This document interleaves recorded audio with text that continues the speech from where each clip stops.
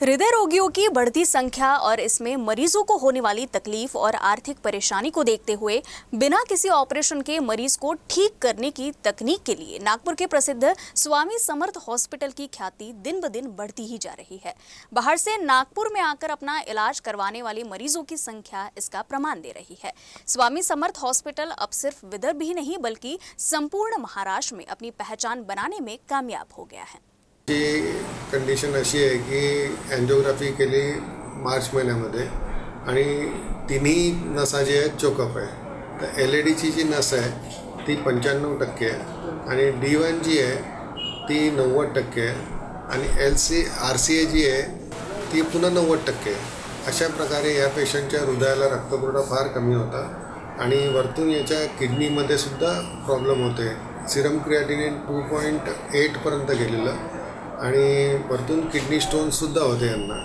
याच्या व्यतिरिक्त त्यांना चालण्यातही त्रास होत होता आणि दम लागत होता, श्वास लागत होता आणि छातीत दुखत होतं। असे गृहस्थ आज आमच्याकडे आले आणि आम्ही त्यांना ट्रीटमेंट केली।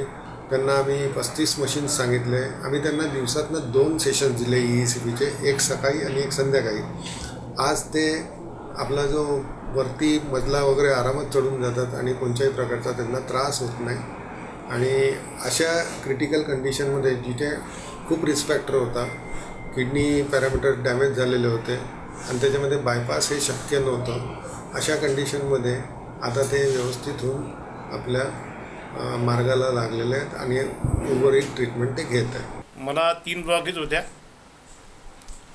3 ब्लॉकेज असल्यामुळे मला बायपास करायचं सांगितलं होतं डॉक्टरनी, परंतु आमचे मित्र डॉक्टर निकष साहेब यांच्याकडून श्री पाटील साहेबांचा ॲड्रेस मिळाला आणि स्वामी समर्थ हॉस्पिटलची माहिती मिळाली।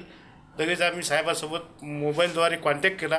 कॉन्टॅक्ट केल्याच्यानंतर साहेबाच्या इथे येऊन साहेबांना समक्ष भेटलो आणि लगेच ECPची स्टेटमेंट साहेबांनी मशीनद्वारे चालू केली। इथं आल्याच्यानंतर पहिली गोष्ट म्हणजे जिना चढता वेळेस दम येत होता, घबराट होत होती, घाम येत होता, अशक्तपणा जाणवत होता। तर मग साहेबांना आज मला 12 दिवस झाले।